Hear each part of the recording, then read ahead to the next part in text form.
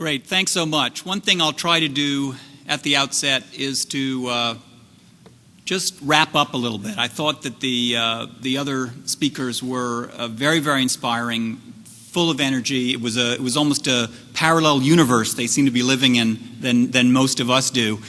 You have great public speakers, great public servants who are committed to a green future. You have organizations like Roan Resch's that are to advance high-tech and highly visionary perceptions about what the world can be if it's powered by solar.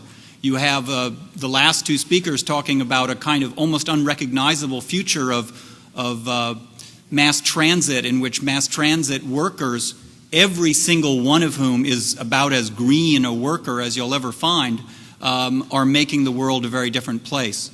So, and I'm saving the building and McKinstry for last because that is particularly close to my heart, that you have a super progressive employer with so much commitment to their workers, but also recognizing that $1 trillion opportunity in buildings that are not obsolete but are high-performing buildings.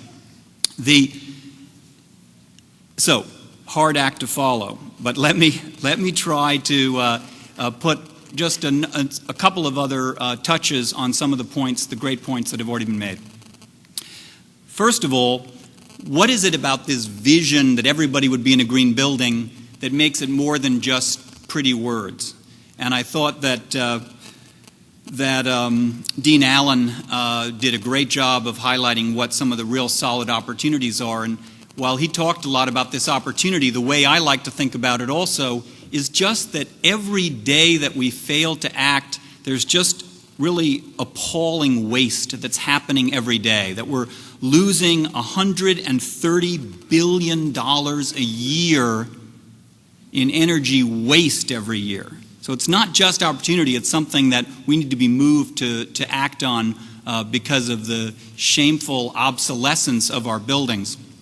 I think about, again, these very inspiring pictures of the future from my fellow speakers, and I think about buildings and the way that buildings are still built and designed, and it is not inspiring.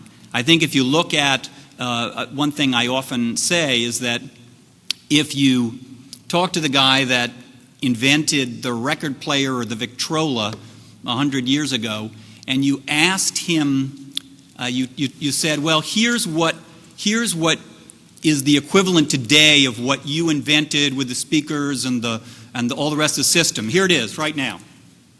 This is it. He would not have any idea. There would have been so many extraordinary advances, so much technological revolution between the wind-up Victrola and the little thing I'm holding here that basically does the same thing. And what I was inspired by in the speakers before me was that they're not willing to let buildings be sort of the poster child of obsolescence. Like, invite the guy who worked on buildings 100 years ago, and about 80% of a lot of the activities associated with building a building are still the same.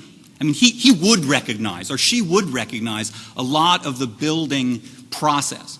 But would he recognize it if one of Roan Resch's members had outfitted it with an extraordinary amount of solar panels, or the McKinstry folks had done their magic with making it super efficient, or it was something in reinvented Philadelphia with super green buildings, LEED silver buildings throughout the city, which is the mayor's vision.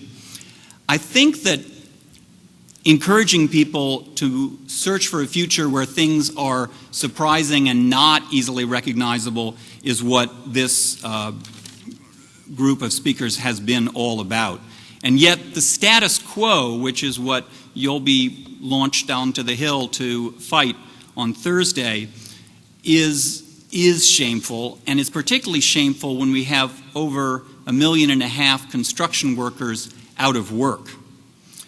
And I guess as exciting as these numbers are, I think people are getting real impatient with all these amazing numbers, this $1 trillion and millions of green jobs, because the difference between the vision and the reality seems so very stark, and it almost begins just to grate to hear about the trillion in savings, the 900,000 new jobs by 2020.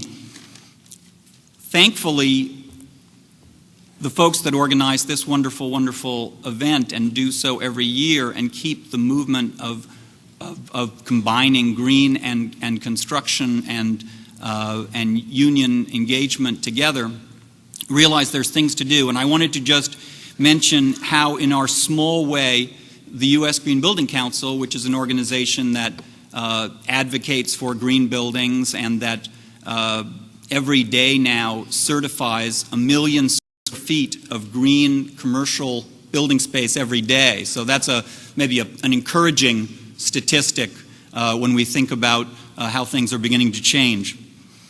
Here are 4 things that we're doing, in most cases with a lot of help from other people or really supporting great leaders. One is that we're advocating for, again, some of this was mentioned by Dean Allen, but the power of the paid through savings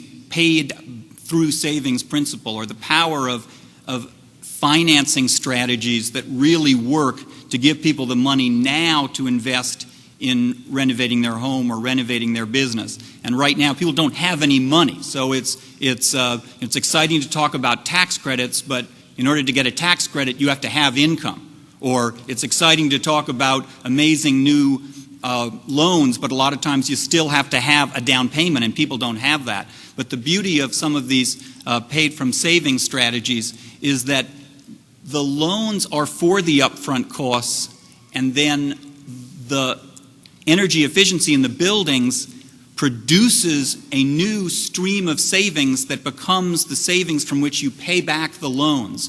So it's a very elegant strategy, and it's working, and it works in very concrete ways so that companies can replace boilers and chillers and water fixtures and can upgrade lighting, install building automation, and it works in combination with other types of financing. So it can be this paid from savings, it can be together with commercial loans, with performance contracts, with equipment financing, et cetera, and it's actually happening in specific cities around the country.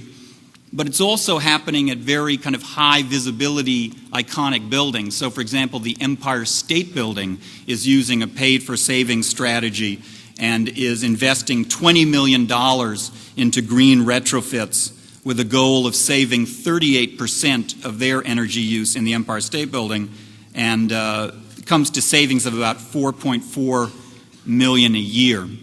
So one thing we're doing, joining with a lot of other people who are great leaders in this area, is just to advocate for a paid from savings model. A second thing that we're doing is that we've worked with the Veterans Administration, and one thing that they've done, which we're very, very proud of, if you're going to get this 1 million square feet a day of certified green building space, you're going to need more and more experts on how to make your buildings green. And I'm very, very proud to say that now in the GI Bill, just most recent one, the Veterans Administration has made it has committed to reimbursing the costs of people taking the, sometimes for many people, expensive exam necessary to become a LEED certified green building specialist in full, reimbursing it in full, even for those GIs that already took the exam. So anyway, very excited about that, a kind of combination of green and also giving back to the veterans who have given so much to the country. A third thing we're doing, working with the Sierra Club, a partnership we have with them on cool cities, where we're together deploying tens of thousands of advocates on the ground and focusing not just on the kinds of green technologies that we talked about from a building standpoint, but also these transit solutions. Number 4, we are working with unions on a number of high-profile projects which we're very excited about. The first, and that you may have read about, is a project that